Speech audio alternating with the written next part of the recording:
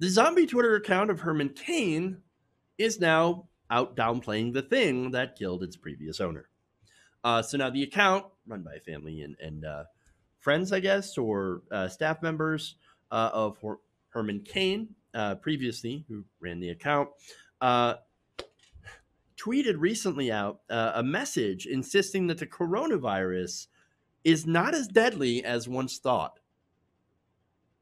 The coronavirus, the thing that killed Herman Cain. Cain died in July at age 74 after being hospitalized with COVID-19 for a month. I mean, that's kind of weird. I mean, I would say for Herman Cain, coronavirus was quite deadly. I mean, look, Cain was older. He had apparently some underlying health conditions, otherwise known as comorbidities, which make the virus more deadly to a person that has those conditions. Weak immunity, I believe, from fighting cancer. I don't know what else he had, but I know that diabetes, heart problems, things like that, they make COVID-19 deadlier. So it is quite ironic that people would use Herman Cain's account to push the idea that the media is, for one, overhyping the deaths, right? It's overhyping in order to push a political lockdown that we all hate, by the way, because all of us hate the lockdowns. I don't like it, but it is what it is. And, you know, it's one of those things where we kind of needed to do it, or at least in the beginning. Now, at this point, it doesn't even like we would have to go into complete full lockdown, and nobody wants to do that in order to control this virus. And so we're pretty much screwed at this point, unless we all get on the same page. But that's not going to happen. And so they're pushing this idea, these ridiculous things, where they're saying, "Oh, it's not that it's not a big deal. It's not, it's fine. Just go out and do, what you're going to do. And don't even worry about wearing masks. It's fine." Because either they can't, either the masks are too, like, efficient that they block out oxygen and keep in carbon dioxide, which doesn't make any sense, or they don't do anything, and therefore you shouldn't even wear again, there's a lot of contradictions here, but if you're just a contrarian party, then you don't actually have to have facts on your side. And that's essentially what the Republicans are. And the people apparently that are running the Herman Cain account, they're just being contrarian, even though Herman Cain literally died from COVID-19. And so, very ironic, especially given how now 6 million people are infected in the United States. The death toll is 183,000 now as of today, or at least the latest numbers. And so it's a little strange saying that it's not as deadly. Yes, it does happen to affect or at least kill more people who are older or have underlying conditions.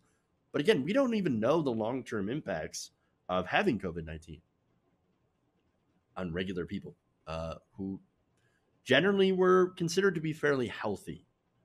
So there's that. Now, the tweet, of course, was deleted for obvious reasons, but not before it got a lot of pushback from both comedians and other officials. Let's see.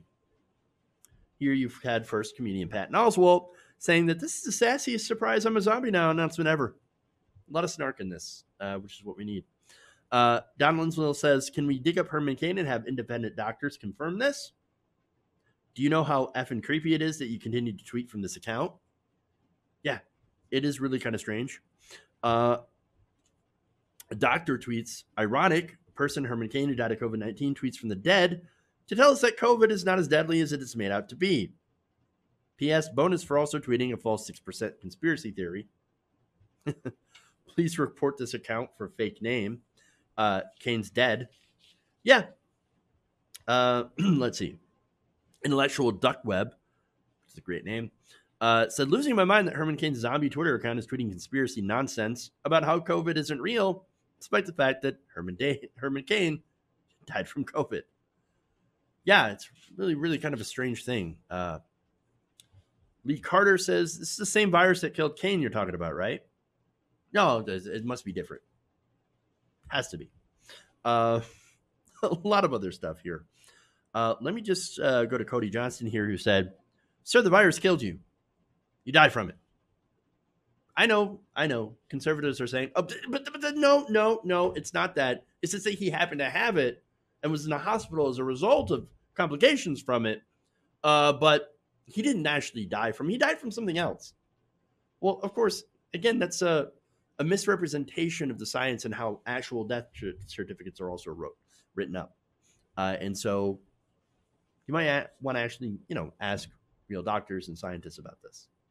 So before you kind of spout off on things that you don't necessarily know a lot about. But one more here. Does Herman Cain, who died a month ago of COVID-19, still tweeting that COVID-19 is a hoax, count as a zombie apocalypse? Asking for my bingo card. Apocalypse bingo, man. I feel like we've had a lot of a lot of spaces filled on that. The reason I'm reading this story is that this is an example of the insanity of the Republican Party and how they're not a serious party. They're not the conservative movement is not a serious movement. It's contrarian. That's all it is. I mean, they're going to own the libs even if it kills them, right? And when it does, instead of donating their body to science, instead, they're going to use it to push contrarian bullshit on the rest of the world, or at least the rest of the country. Okay? Understand, we're not dealing with a reasonable, open-minded party or group of people here. Okay? We're dealing with people who are radical, a radical death cult that would prefer that a lot of us die so that they're able to go and be right and prove the commie libs wrong. And judging on a lot of the comments I get on a lot of videos and social media, it seems like all they want to do is exactly that.